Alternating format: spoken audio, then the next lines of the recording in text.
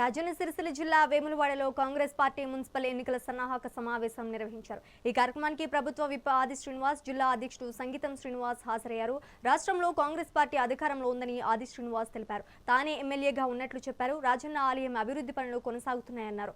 అభివృద్ధి కావాలంటే కాంగ్రెస్ పార్టీ అభ్యర్థులను గెలిపించాలని కోరారు।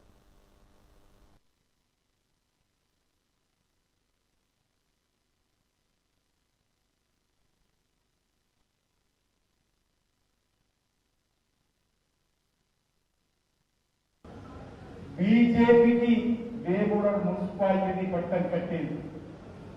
ఒకసారి బీఆర్ఎస్ పార్టీకి మున్సిపల్ చైర్మన్ పదవిని మున్సిపల్ కట్టబెట్టింది। ఆ 10 ఏళ్లలో జరిగిన అభివృద్ధిని ఒక్కసారి బేరీ చేసుకోమంటున్నాం।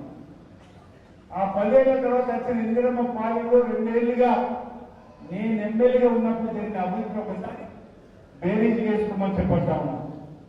ఆ 10 ఏళ్లలో జరిగిన అభివృద్ధి ఏంటి, ఈ 2 ఏళ్లలో జరుగుతున్న అభివృద్ధి ఏంటి ఒకసారి గమనించి ఈసారి కాంగ్రెస్ పార్టీకి మున్సిపల్ కౌన్సిల్ పట్టణ కట్టమని మీ ద్వారా వేమూరు నియోజకవర్గ కేంద్రమైనటువంటి వేమూరు పట్టణ ప్రజలకు విజ్ఞప్తి చేస్తున్నాం। ఇప్పుడే చాలా మంది మిత్రులు చెప్పడం జరిగింది, మన ఒక ప్రగతి నివేదికను ఈరోజు వేమూరు పట్టణ ప్రజలకు ఒక గోచర రూపంలో విడుదల చేస్తున్నటువంటి ఈ రోజు ఈ వేమూరు పట్టణంలో ఈ 2 సంవత్సరాలు జరుగుతున్నటువంటి అభివృద్ధి నివేదిక ఈ సందర్భంగా మనం ఒకసారి పట్టణ ప్రజలు గుర్తు చేసి